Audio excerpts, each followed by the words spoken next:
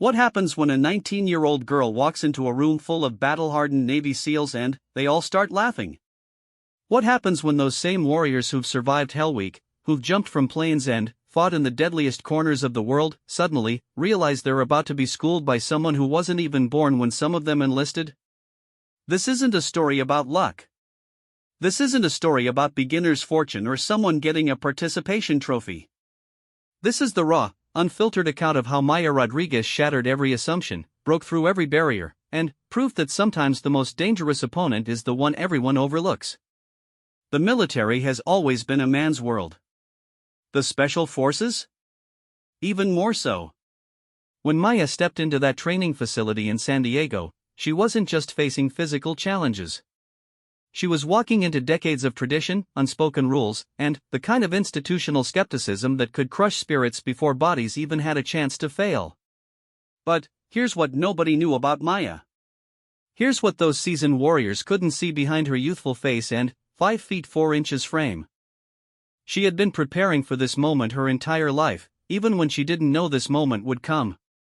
Every setback she'd faced, every time someone told her she wasn't enough, every moment she'd been underestimated had been building towards something extraordinary.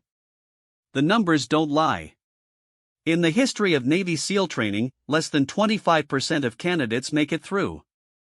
For women attempting to join special operations units, the statistics are even more brutal. Maya wasn't just attempting to beat the odds. She was trying to rewrite them entirely. This is her story. This is what happened when preparation met opportunity, when determination faced down doubt, and when a teenager showed a room full of elite warriors what real strength looks like. Get ready to witness how being underestimated became her greatest weapon. Maya Rodriguez had always been different, but she didn't realize how different until the morning of her 19th birthday when she walked into the Naval Special Warfare Command Center in Coronado, California. The security guard at the entrance looked at her twice, then checked his list 3 times before reluctantly handing her a visitor's badge. The confusion on his face said everything. Young women didn't usually show up here asking to speak with recruitment officers about joining the most elite fighting force in the world. The building itself seemed designed to intimidate. Concrete walls lined with photographs of stern-faced warriors, their eyes carrying the weight of missions most people would never know about. Display cases held medals, patches, and equipment that told stories of courage in places where courage was the only currency that mattered. Maya walked through these halls with her head high, but her heart was racing. Not from fear, but from anticipation. This was what she'd been working toward, even if she hadn't always known it. Growing up in East Los Angeles, Maya had learned early that the world would try to put her in a box. Her teachers saw a Latina girl from a single-parent household and assumed her ceiling was community college, maybe a decent office job if she was lucky. Her high school guidance counselor had literally laughed when Maya mentioned her interest in military service, suggesting instead that she consider nursing or teaching. Even her own mother, Isabella, who had sacrificed everything to raise Maya alone after her father left when she was 7, worried that her daughter was reaching for something that would only bring heartbreak. But Maya had never been good at staying in boxes. As a child, while other girls played with dolls, she was taking apart radios and bicycles, trying to understand how things worked. She devoured books about military history, strategy, and survival techniques. Her bedroom walls weren't covered with posters of pop stars, but with maps of the world and quotes from great military leaders. Her mother would find her at 3 a.m, flashlight under the covers, reading accounts of special operations missions that most adults would find too intense. Physical challenges had always called to her like a siren song. While her classmates complained about PE class, Maya was asking the coach for extra training. She joined every sports team she could, not because she was naturally gifted, but because she was willing to work harder than anyone else. Track and field, wrestling, swimming, martial arts, she threw herself into each one with the kind of intensity that made coaches take notice and competitors step back. The transformation really began during her junior year of high school when she met Sergeant First Class David Chen at a career fair. Chen was a former Army Ranger who had transitioned into recruiting, and something about Maya's questions caught his attention. While other students asked about pay scales and job security, Maya wanted to know about training standards, mission requirements, and what it really took to serve at the highest levels. Chen started mentoring her unofficially, meeting with her after school to talk about military life and what real preparation looked like. He was honest about the challenges she would face, not just the physical demands but the cultural barriers. The military was changing, slowly, but it was still largely a man's world, especially in special operations. He told her that being twice as good might not be enough, she might need to be 3 times as good just to get the same recognition. That conversation lit something inside Maya that had been smoldering for years. She started training with a purpose that bordered on obsession. 5 a.m. runs before school, weight training after, studying military manuals and tactical procedures late into the night. She learned about nutrition, psychology, leadership theory, and weapons systems. Her mother watched this transformation with a mixture of pride and concern, seeing her teenage daughter develop the discipline and focus of someone much older. The first real test came during her senior year when Maya decided to attempt the presidential physical fitness test standards, not just to pass, but to achieve the maximum possible scores. Her classmates thought she had lost her mind when they saw her training regimen. 200 push-ups a day, 5-mile runs, hours of calisthenics, swimming drills, and combat simulation exercises. She designed herself based on military training manuals. The day of her test, something remarkable happened. Maya didn't just meet the maximum standards, she exceeded them in every category. Her performance was so outstanding that the testing administrator had to verify the results 3 times. Word spread quickly through the school and eventually reached the local military recruitment office. For the first time, people started to understand that Maya Rodriguez wasn't just dreaming about military service, she was preparing for it at a level that few people ever reached. But, even as her reputation grew, the doubt remained. Maya could see it in the eyes of the recruiters who met with her, hear it in the careful way they explained the challenges ahead. They were polite, professional, but she could sense their skepticism. A 19-year-old girl from East LA wanting to join the most elite units in the military? It sounded like the beginning of a story that ended in disappointment. The breakthrough came when Sergeant Chen arranged for Maya to observe a training exercise at a nearby military installation. She spent a full day watching soldiers go through combat simulations, physical challenges, and tactical problems. What impressed the observers wasn't her reaction to the intensity, it was her complete lack of reaction. While other visitors showed visible stress watching the demanding exercises, Maya studied everything with the calm focus of someone taking notes for her own future training. After the observation day, the commanding officer pulled Maya aside for an informal conversation. Colonel James Mitchell had been in special operations for over 20 years, and he had developed an instinct for identifying potential. What he saw in Maya went beyond physical capability or even mental toughness. There was something in her eyes, a kind of quiet determination that reminded him of the most successful operators he had served with. That conversation led to an invitation that changed everything. The Navy was conducting a pilot program, exploring ways to identify and develop candidates who might succeed in special operations training. Maya would be given the opportunity to participate in a preliminary assessment program alongside active duty SEALs. It wasn't official training, but it was the closest thing to the real experience that any civilian could get. The invitation came with warnings. The assessment would be physically demanding beyond anything Maya had experienced. There would be no modifications for age or gender, she would be held to exactly the same standards as seasoned warriors. Most importantly, there were no guarantees. Success in the assessment didn't guarantee admission to actual SEAL training, and failure would likely end any possibility of special operations service. Maya's response was immediate and absolute. Yes. Whatever it took, however demanding it might be, she was ready. She had been preparing for this opportunity her entire life, even before she knew what she was preparing for. Every early morning run, every extra hour in the gym, every night spent studying military tactics had been building toward this moment.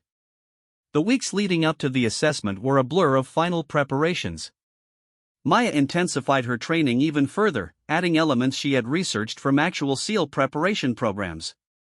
Cold water exposure, stress inoculation, advanced physical conditioning, and mental resilience exercises. Her mother watched her daughter transform into someone she barely recognized, still Maya, but harder, more focused, carrying herself with the confidence of someone who had already made a decision about who she was going to become.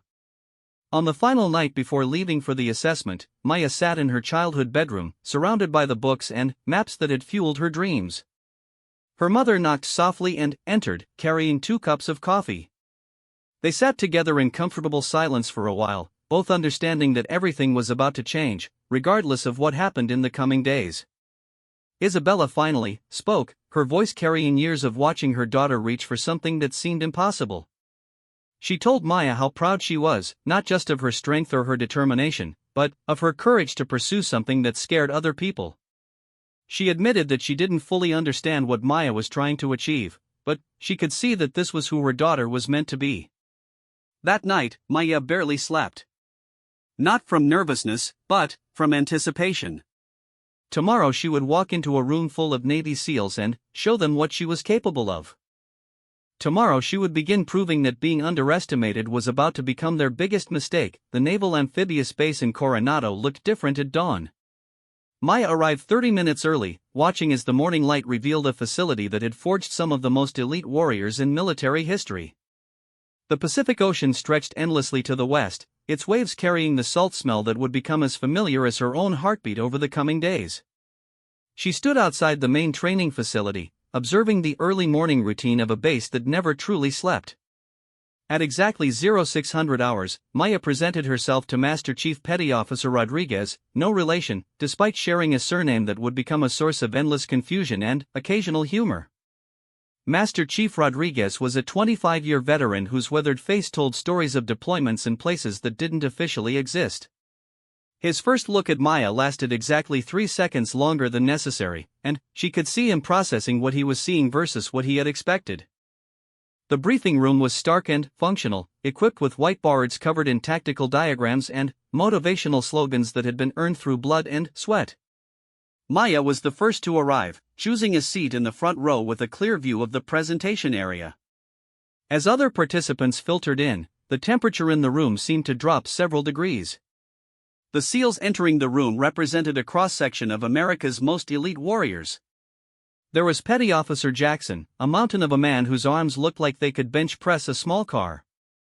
Senior Chief Martinez moved with the fluid grace of someone who had spent years perfecting the art of deadly efficiency.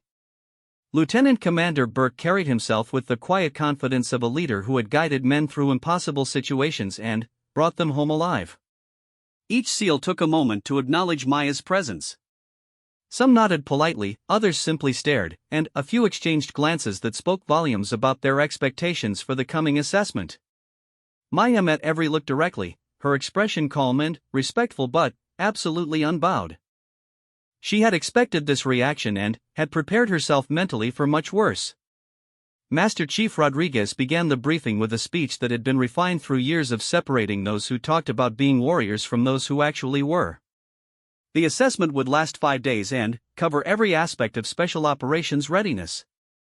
Physical conditioning, mental resilience, tactical thinking, teamwork, and leadership under extreme stress. There would be no participation trophies, no credit for good intentions, and absolutely no modification of standards for any reason. The first surprise came when Master Chief Rodriguez announced that Maya would not be evaluated separately or given any special consideration.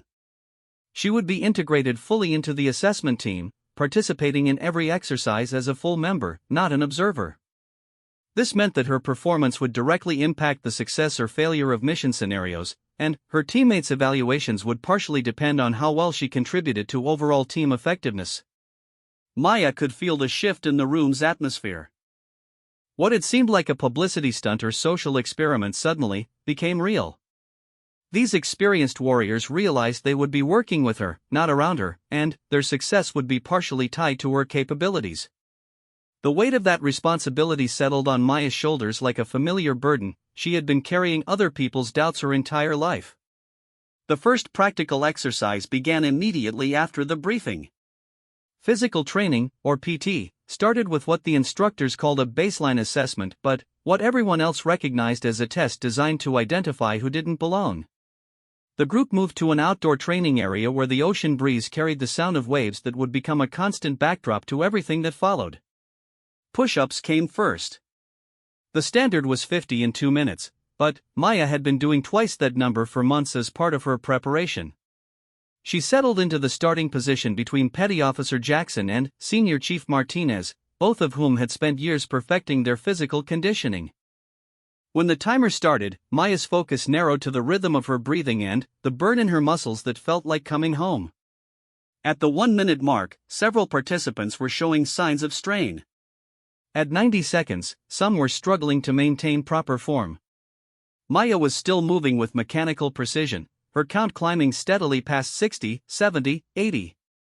When time was called, she had completed 93 perfect push-ups, the second highest total in the group and well above the scores of several seasoned SEALs. The sit-up test followed the same pattern. Maya's core strength, developed through thousands of hours of training, carried her to another top-tier performance. But it was during the pull-up test that something shifted in the group dynamic.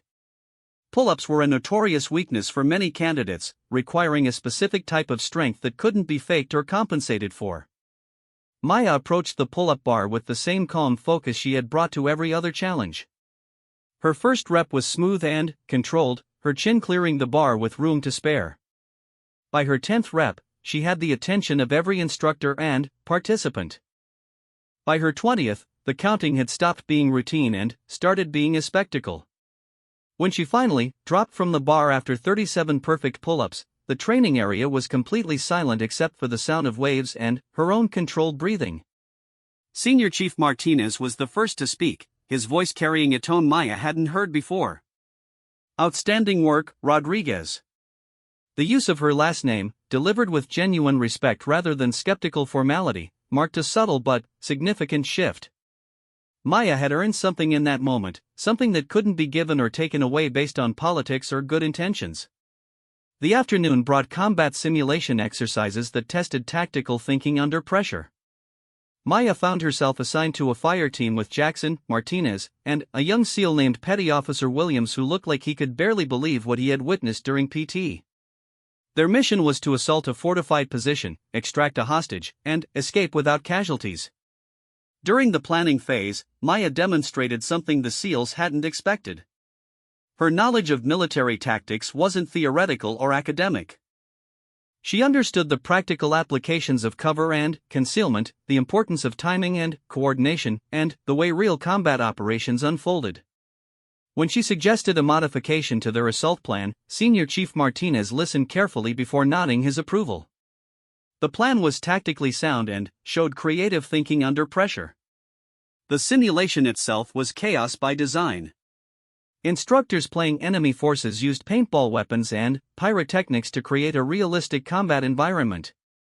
Maya moved through the exercise with the fluid confidence of someone who had visualized similar scenarios hundreds of times. She communicated clearly, followed orders instantly, and made tactical decisions that kept her team safe and mission-focused.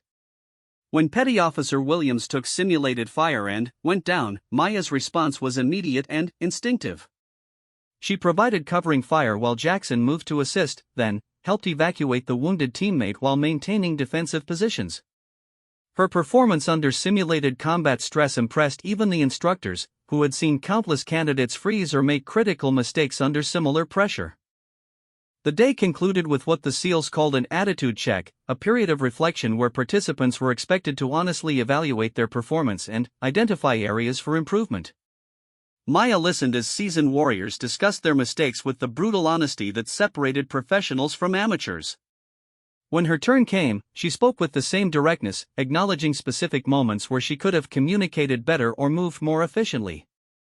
After the formal debrief, the group moved to the mess hall for dinner. For the first time, Maya found herself eating with SEALs who were treating her as a teammate rather than a curiosity. The conversation was typical military banter, complaints about equipment, stories from previous deployments, and good-natured harassment about performance during training. Maya contributed naturally to the discussion, her knowledge of military culture and operations allowing her to understand references and context that would have confused most civilians. Petty Officer Jackson, the intimidating physical specimen who had initially looked at Maya with obvious skepticism, sat down across from her with his dinner tray. His opening comment was delivered with a slight grin that suggested a fundamental reassessment of assumptions. Rodriguez, I don't know what kind of training you've been doing, but you just outperformed half the guys in my platoon. Where the hell did you come from? Maya's response was simple and honest. She had been preparing for this opportunity her entire life, even when she didn't know what specific form it would take. Every challenge she had faced, every moment of doubt she had overcome, had been building toward proving that dedication and preparation could overcome assumptions and stereotypes. Lieutenant Commander Burke, who had been observing silently throughout dinner, finally spoke up. His words carried the weight of years spent evaluating warriors in some of the most demanding environments on Earth. Rodriguez, you've had a strong first day. But day one is about showing up. The real test starts tomorrow when things get uncomfortable and staying motivated becomes a choice rather than excitement. Maya met his gaze directly, her response carrying the quiet confidence of someone who had already made that choice years before. She understood that today had been about proving she belonged in the room. Tomorrow would be about proving she belonged in the fight. The difference was everything, and she was ready for both. As the group dispersed to prepare for the next day's challenges, Maya realized that something fundamental had shifted. The laughter and skepticism she had encountered that morning had been replaced by professional respect and genuine curiosity about her capabilities. She had earned the right to be evaluated as a warrior rather than dismissed as an experiment. That night, lying in her assigned quarters listening to the sound of the Pacific Ocean, Maya reflected on everything that had brought her to this point. Tomorrow would bring new challenges, each designed to push her beyond what she thought possible. But tonight, for the first time in years, she felt like she was exactly where she belonged. The second day began before sunrise with the kind of wake-up call that separated those who wanted to be warriors from those who actually were. Maya's internal clock had her awake at 0430, 15 minutes before the official reveille. She used those precious minutes to center herself mentally for what she knew would be the most challenging day of her life so far. Water training was scheduled to begin at 0600, and Maya had spent months preparing for this specific challenge. She knew that water confidence was often the breaking point for special operations candidates, and for good reason. The Pacific Ocean off Coronado was cold, unpredictable, and absolutely unforgiving of weakness or hesitation. Many candidates who excelled on land discovered that water was an entirely different battlefield. The training pool complex at the Naval Special Warfare Facility was designed to simulate every water-related challenge that SEALs might face in combat. Multiple pools of varying depths, temperature-controlled chambers for cold water training, and sophisticated underwater obstacles that tested both physical capability and mental toughness. Maya had never seen anything like it, but she had studied detailed descriptions and prepared as thoroughly as possible. Master Chief Rodriguez gathered the assessment group around the main training pool, his expression more serious than it had been during the previous day's introduction. Water training, he explained, would reveal things about each candidate that no amount of land-based preparation could predict. Fear, panic, and loss of confidence could manifest underwater in ways that could be fatal in real operations. There would be no shame in recognizing personal limitations, but there would also be no second chances for those who discovered they couldn't handle the demands. The first exercise was deceptively simple. Candidates were required to swim 25 laps of the Olympic-sized pool using different strokes, maintaining specific time standards throughout. Maya had been swimming competitively since middle school, and the distance itself wasn't intimidating. What concerned her was the cumulative effect of multiple water exercises over the course of an entire day, each designed to push candidates beyond their comfort zones. Maya entered the water with the same controlled focus she had brought to every previous challenge. The water was cold enough to shock the system, but not so cold as to impair performance significantly. She began with freestyle, settling into the rhythm that had carried her through countless training sessions in East LA's community pools. Her stroke was efficient and sustainable, designed for endurance rather than speed. By the 10th lap, patterns were emerging among the assessment group. Some SEALs moved through the water with the easy confidence of operators who had spent years perfecting their water skills. Others showed signs of working harder to maintain the required pace, their strokes becoming less efficient as fatigue accumulated. Maya found herself in the lead group, matching pace with Senior Chief Martinez and slightly ahead of several seasoned warriors. The second phase of water training introduced the element that separated casual swimmers from potential special operators, underwater operations.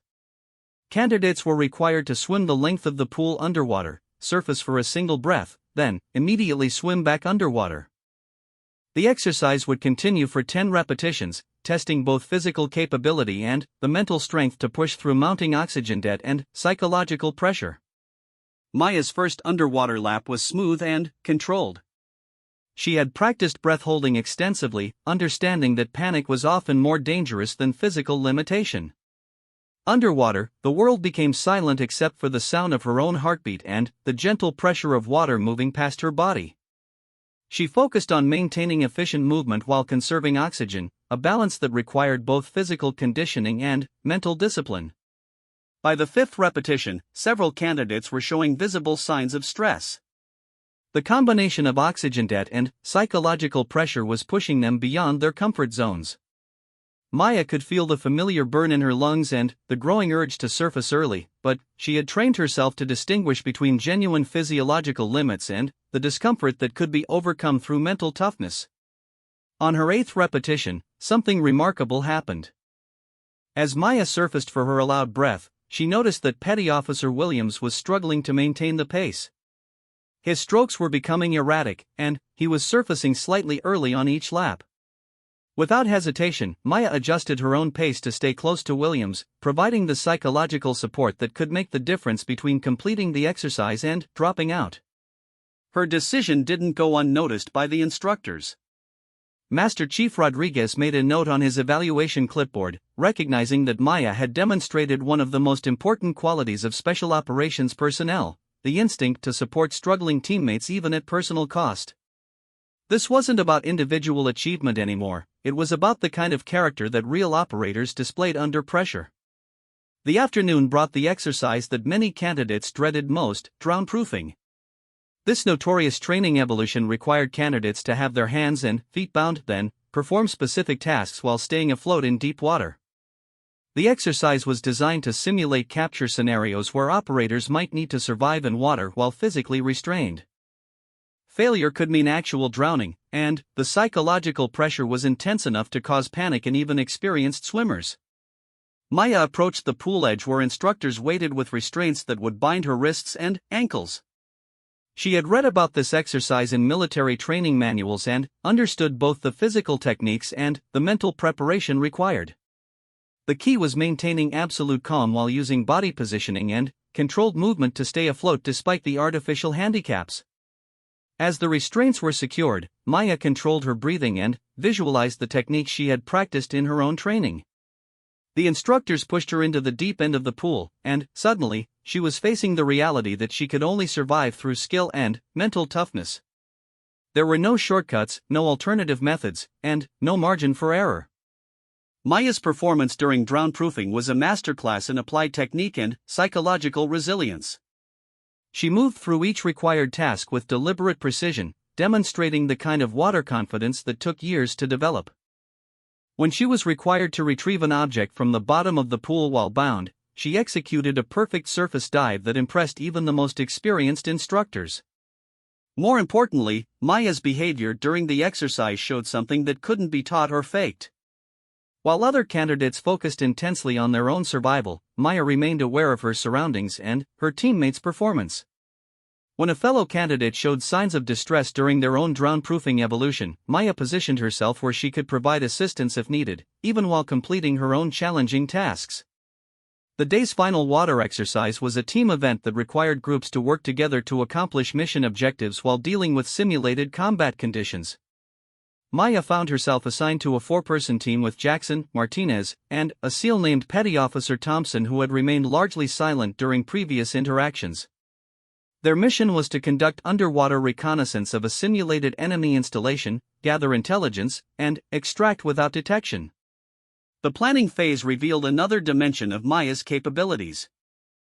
Her understanding of underwater tactics wasn't limited to individual swimming skills. She grasped the complexities of team coordination, communication limitations, and the tactical considerations that made underwater operations among the most challenging in special warfare. When she suggested specific modifications to their approach based on current conditions and team strengths, Senior Chief Martinez incorporated her recommendations into their final plan. The mission itself unfolded in the controlled chaos that characterized realistic training scenarios. Using underwater communication devices and hand signals, the team had to coordinate movement, gather specific intelligence items, and maintain operational security while dealing with simulated enemy patrols and changing conditions. Maya's role was critical navigation support, using underwater landmarks and compass headings to guide the team to their objectives. During the extraction phase, the exercise took an unexpected turn when Petty Officer Thompson experienced equipment malfunction that left him struggling with buoyancy control. In real combat operations, equipment failure could mean mission failure or loss of life. Maya's response was immediate and instinctive. She shared her own buoyancy control device while maintaining team coordination and mission focus. Her actions during the emergency demonstrated something that went beyond technical skill or physical capability. Maya had internalized the fundamental principle of special operations: mission success depended on every team member, and real operators never left anyone behind. Her willingness to risk her own safety and mission performance to ensure Thompson's survival earned the kind of respect that couldn't be manufactured or assigned.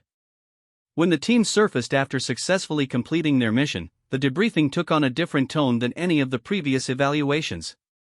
Master Chief Rodriguez's questions focused not just on individual performance, but on team dynamics and the decision-making that had enabled mission success.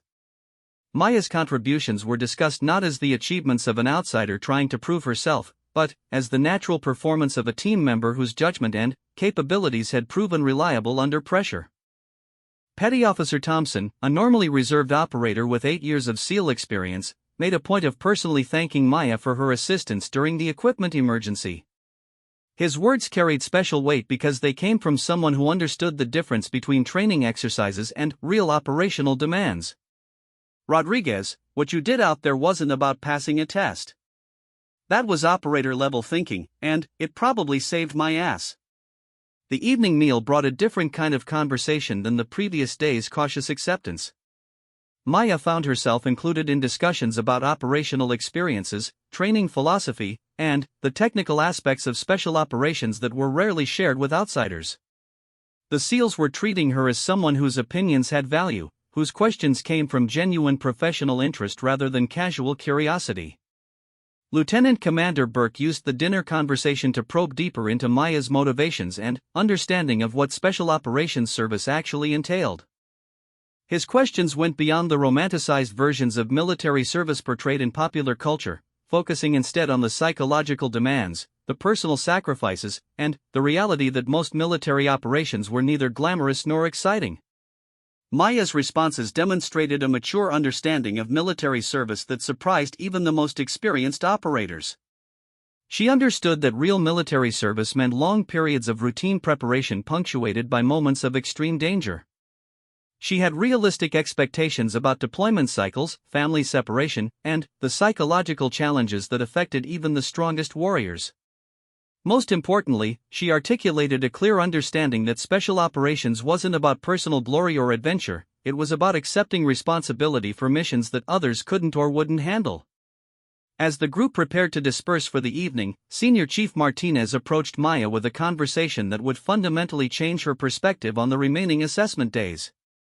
His words carried the weight of years spent evaluating potential warriors in some of the most demanding environments on Earth.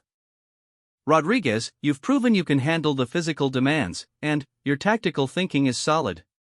Tomorrow we start testing things that can't be trained or taught. Character under extreme stress, leadership when everything goes wrong, and the kind of mental toughness that separates operators from everyone else." Maya understood that she had passed through the first phase of evaluation, but the most challenging tests were still ahead. Tomorrow would push her beyond physical capabilities into areas that revealed who she really was when everything comfortable and familiar was stripped away. She was ready for that test, but, more importantly, she was beginning to understand that being ready wasn't enough. She would need to be better than ready. Day 3 began at 0300 with no warning, no gentle wake-up call, and no opportunity for mental preparation. Instructors burst into the barracks with flashlights, shouting orders, and demanding immediate response to a simulated emergency scenario. Maya found herself thrown from sleep into a crisis situation that required instant decision-making and flawless execution under extreme stress. The scenario was deliberately chaotic and designed to overwhelm rational thought processes. Intelligence reports indicated hostile forces approaching the base, multiple casualties requiring immediate medical attention, and communication systems compromised. Each candidate was assigned specific responsibilities that had to be executed simultaneously while adapting to constantly changing conditions and conflicting information. Maya's assignment was medical officer for her team, responsible for triaging casualties and maintaining team medical readiness during a complex tactical operation. She had spent months studying combat medicine and trauma care, understanding that medical knowledge could mean the difference between life and death in real operations. But studying medical procedures in textbooks was completely different from applying that knowledge while exhausted, stressed, and dealing with realistic trauma simulations. The first casualty scenario involved Petty Officer Williams with a simulated sucking chest wound that required immediate intervention to prevent death. The wound was created using sophisticated training aids that replicated the visual and tactile characteristics of real trauma. Maya's response had to be technically perfect and executed under time pressure that didn't allow for hesitation or second-guessing.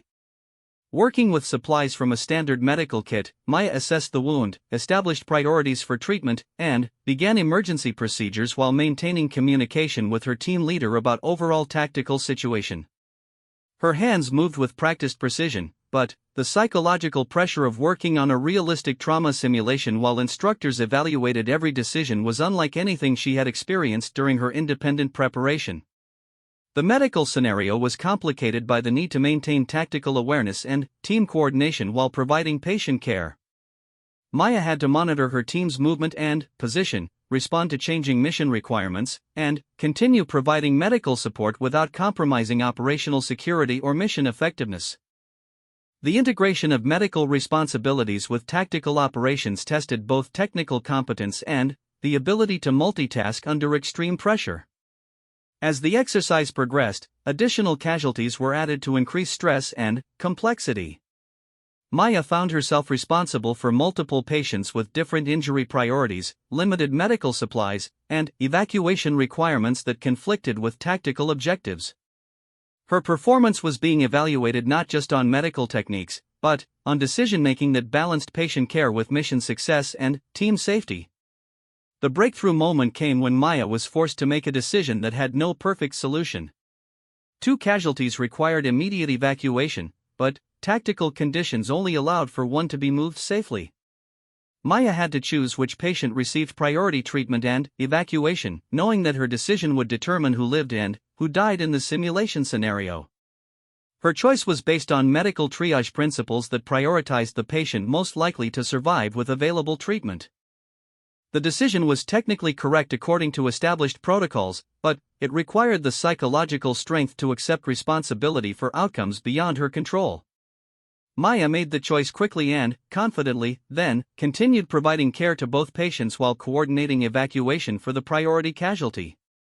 Master Chief Rodriguez observed Maya's performance during the medical crisis with particular interest, noting not just her technical proficiency but her emotional resilience when faced with impossible decisions. The ability to function effectively when choices had life and death consequences was one of the most important characteristics of special operations personnel, and it couldn't be simulated or taught through classroom instruction. The afternoon brought psychological evaluation sessions designed to probe areas that physical training and tactical exercises couldn't reveal. Maya found herself in one-on-one interviews with psychologists who specialized in evaluating military personnel for high-stress assignments.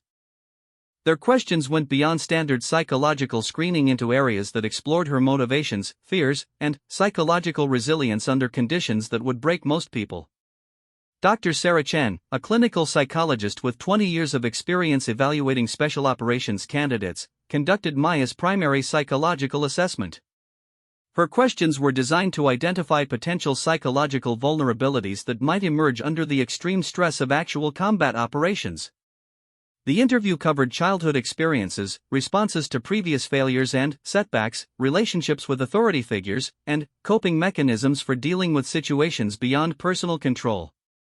Maya answered each question honestly and directly, understanding that any attempt to provide socially acceptable responses rather than authentic ones would be identified immediately by someone with Dr. Chen's experience. She discussed her father's abandonment and the impact it had on her relationship with male authority figures.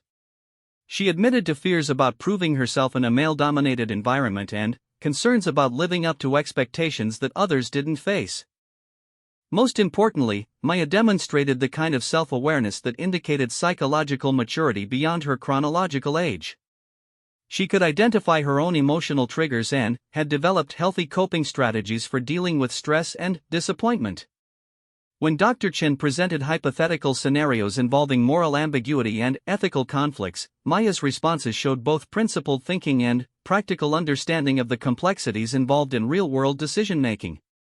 The psychological evaluation revealed something that impressed Dr. Chen more than perfect scores or textbook responses.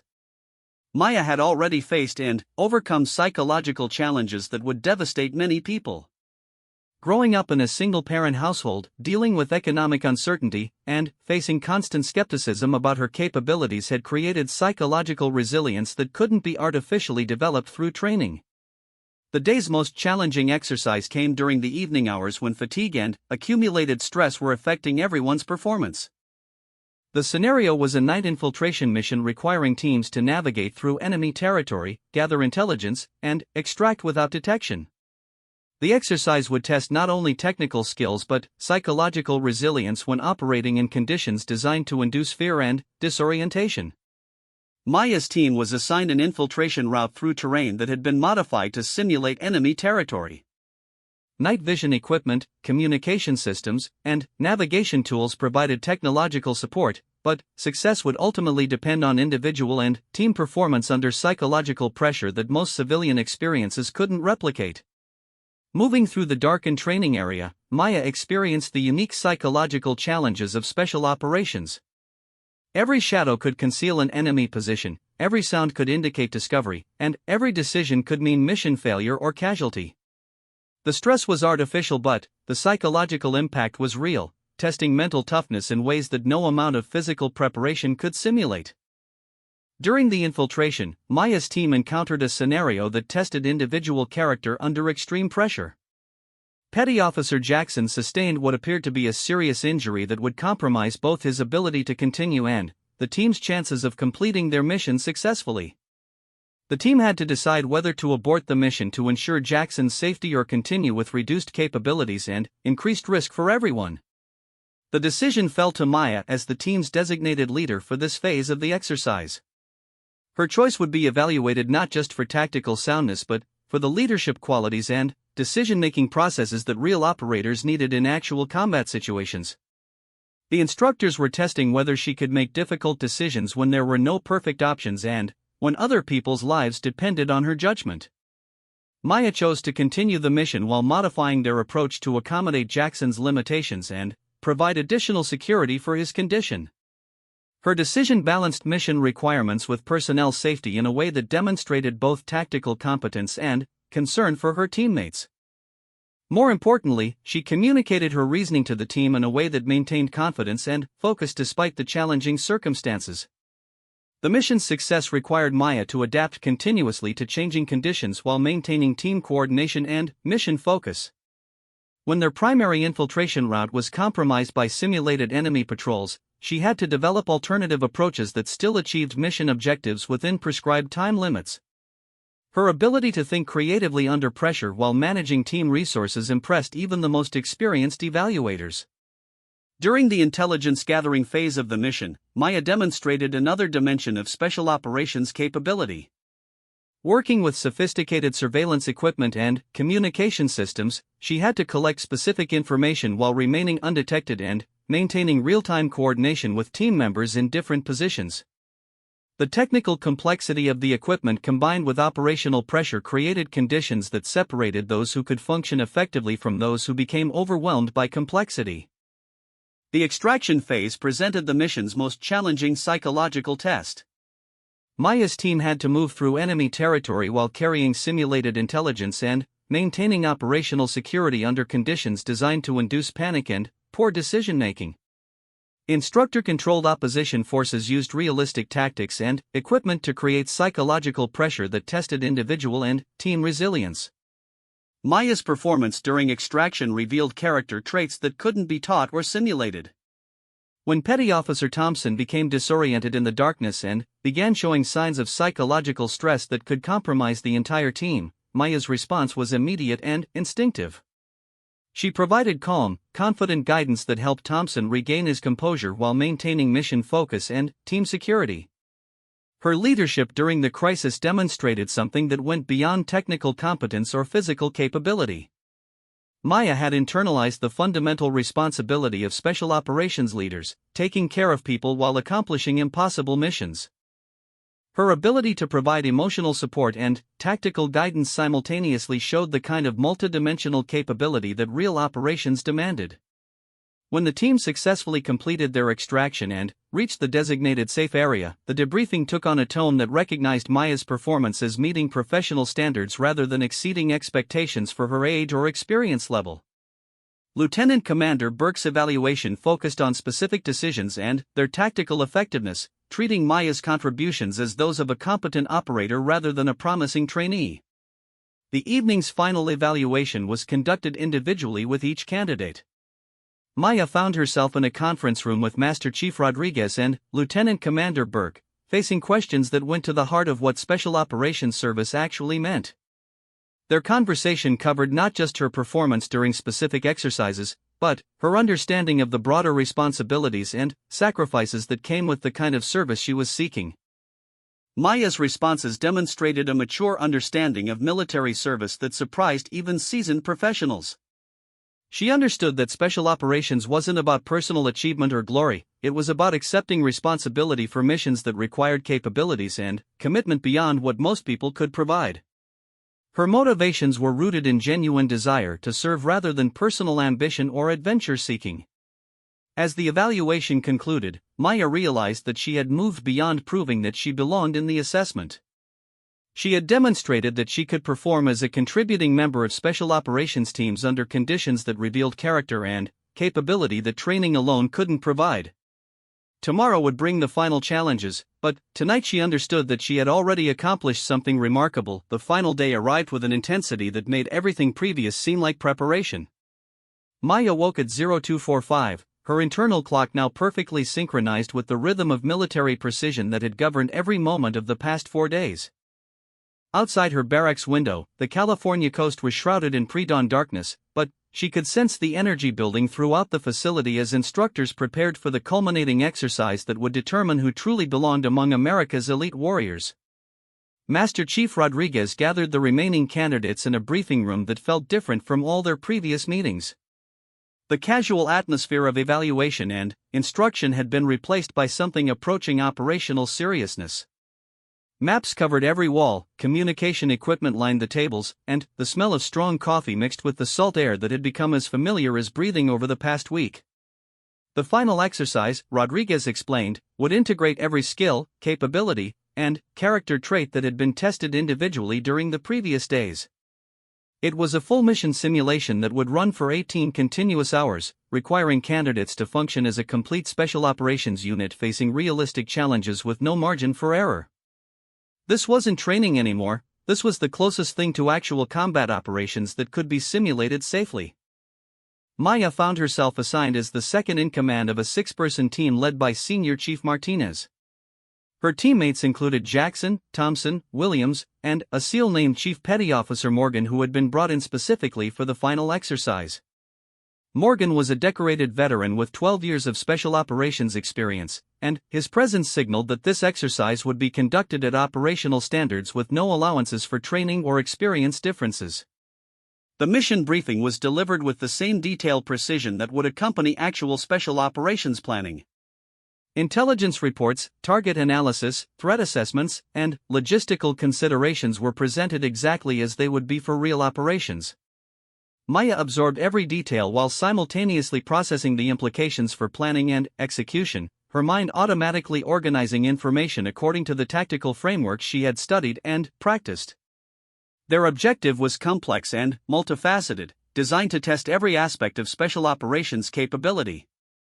The team would conduct a night infiltration into enemy territory, gather intelligence on hostile operations, rescue a captured friendly operative, and extract without detection. The mission would require advanced technical skills, flawless team coordination, creative problem-solving under pressure, and the kind of mental toughness that separated special operators from everyone else. Maya's role as second-in-command meant she would be responsible for backup planning, team coordination, and assuming command if Senior Chief Martinez became casualties during the operation. The responsibility was real and substantial, requiring her to maintain complete situational awareness while contributing to mission execution at the tactical level. There was no room for mistakes, hesitation, or the kind of learning curve that might be acceptable in training scenarios.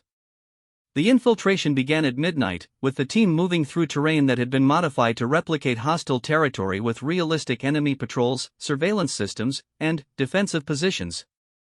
Maya carried full combat equipment including weapons, communication gear, medical supplies, and specialized infiltration tools. The physical load was substantial, but her months of preparation had conditioned her body to function effectively under these conditions. Moving through the darkness required integration of multiple technical skills with physical capability and psychological resilience. Maya used night vision equipment to navigate obstacles while maintaining noise discipline that would prevent detection by enemy forces. Her position in the team formation required her to provide security coverage while monitoring communication systems and maintaining awareness of overall tactical situations. The first crisis came 2 hours into the infiltration when the team encountered an unexpected enemy patrol that threatened to compromise their mission before reaching the primary objective. Maya's response to the emergency demonstrated the kind of tactical thinking that couldn't be taught or simulated. She identified alternative routes that would avoid detection while maintaining progress toward their objective, then coordinated team movement that kept everyone safe while preserving mission capability. Her performance during the patrol contact impressed Chief Morgan, whose standards for tactical competence had been shaped by years of actual combat operations. Maya's recommendations were tactically sound and demonstrated understanding of special operations principles that went beyond theoretical knowledge. Most importantly, her behavior under unexpected pressure showed the kind of calm professionalism that real operations demanded. The intelligence-gathering phase of the mission required Maya to operate sophisticated surveillance equipment while maintaining security and communication with other team members. Working from a concealed position overlooking the target facility, she collected specific information about enemy capabilities, defensive positions, and operational patterns that would be crucial for the rescue phase of their mission. The technical complexity of the surveillance equipment combined with operational pressure created conditions that revealed capabilities that couldn't be evaluated through separate technical tests.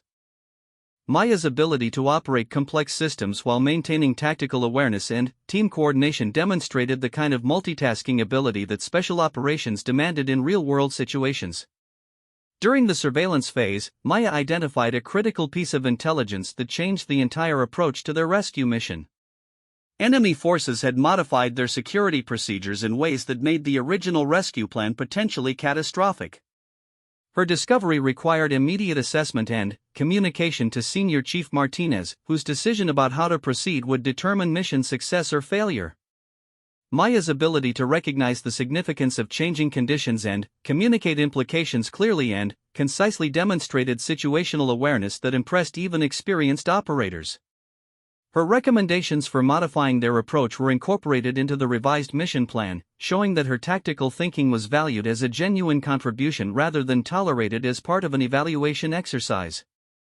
The rescue operation itself unfolded in the controlled chaos that characterized real special operations. Maya found herself responsible for securing the extraction route while other team members conducted the actual rescue of the simulated hostage. Her position required her to provide overwatch security, maintain communication with the rescue team, and coordinate with external support elements while remaining prepared to provide immediate assistance if the rescue team encountered unexpected resistance. When the rescue team did encounter heavy simulated enemy fire, Maya's response was immediate and instinctive. She provided suppressive fire that allowed the rescue team to extract with their objective while maintaining her own position security and communication responsibilities. Her ability to balance multiple responsibilities under extreme pressure demonstrated the kind of operational capability that real missions demanded. The most challenging moment came during the extraction when Petty Officer Williams sustained a simulated injury that would require immediate medical attention while compromising the team's ability to move quickly through enemy territory. Maya found herself responsible for providing medical care while maintaining team security and coordination during movement through hostile areas. Working with limited medical supplies under combat conditions, Maya treated Williams' simulated injuries while coordinating team movement that balanced medical requirements with operational security. Her medical procedures were technically proficient, but, more importantly, her ability to provide patient care while maintaining tactical awareness demonstrated the kind of multidimensional capability that separated special operators from conventional forces. The final extraction required Maya to assume temporary command of the team when Senior Chief Martinez was designated as a casualty during the last phase of the operation. Suddenly, finding herself responsible for completing the mission and ensuring everyone's safety, Maya had to make tactical decisions that would be evaluated as leadership performance rather than individual contribution to team success. Her response to unexpected command responsibility revealed character traits that couldn't be taught or simulated. Maya immediately assessed the tactical situation, made necessary adjustments to their extraction plan, and communicated changes to team members in a way that maintained confidence and mission focus despite the challenging circumstances. Her leadership style balanced decisive decision-making with consultation and input from experienced team members. Under Maya's command, the team successfully completed their extraction and reached the designated safe area within prescribed time limits. Her performance as acting team leader demonstrated competence that went beyond technical skills or physical capability. She had shown the kind of judgment and character that real special operations leadership demanded in situations where people's lives depended on decision-making under extreme pressure. The mission debriefing was conducted with the same professional seriousness that would follow actual special operations. Maya participated as a full team member, her contributions treated as those of an experienced operator rather than a candidate being evaluated. Her analysis of tactical decisions, assessment of mission effectiveness, and recommendations for alternative approaches were discussed and incorporated into the overall mission review. Lieutenant Commander Burke's final evaluation was delivered in a private meeting that would determine Maya's future possibilities in special operations. His assessment covered not just her performance during specific exercises, but her overall demonstration of the capabilities, character, and commitment that special operations service required. The conversation was frank, professional, and focused on realistic expectations about what lay ahead if she chose to pursue this path. Burke's words carried the weight of years spent evaluating warriors in some of the most demanding environments on Earth. Maya had demonstrated capabilities that met professional standards for special operations service. Her physical conditioning, technical competence, tactical thinking, and psychological resilience were all at levels that indicated potential for successful completion of actual SEAL training and effective performance in operational units. More importantly, Maya had shown character traits that couldn't be manufactured or taught through training programs. Her instinctive concern for teammates, ability to function under extreme pressure, and willingness to accept responsibility for outcomes beyond her control indicated the kind of person who could be trusted with the lives of others and the success of missions that conventional forces couldn't handle. The assessment concluded with an offer that would change Maya's life forever. If she chose to accept, she would be recommended for inclusion in the next Naval Special Warfare Training class, with the understanding that completion of the assessment was only the beginning of a journey that would test every aspect of her capabilities and commitment in ways that the previous week had only suggested. Maya's response was immediate and absolute. Yes. She understood that everything up to this point had been preparation for challenges that would push her beyond anything she had experienced. She was ready for those challenges, not just because of her physical capabilities or technical knowledge, but because she had proven to herself and others that being underestimated could be transformed into an unbreakable source of strength. As Maya left the Naval Special Warfare Facility that final morning, she carried with her something more valuable than any official recommendation or certification. She had earned the respect of warriors who had initially seen her as an experiment or publicity stunt. She had proven that dedication and preparation could overcome assumptions and stereotypes that had limited others' expectations throughout her life. The 19-year-old girl who had walked into a room full of skeptical Navy SEALs 5 days earlier was gone, replaced by someone who understood that she belonged among America's elite warriors not because she had been given an opportunity, but because she had earned it through performance that spoke louder than any words or intentions ever could. 6 months later, Maya Rodriguez would complete Naval Special Warfare training and become the first female SEAL in her unit's history. But that achievement, remarkable as it was, would always be secondary to what she accomplished during 5 days in Coronado when she transformed from someone who was underestimated into someone who was undeniable. The laughter that had greeted her arrival had been replaced by respect that would follow her throughout a career defined not by the barriers she broke, but by the standards she exceeded every single day.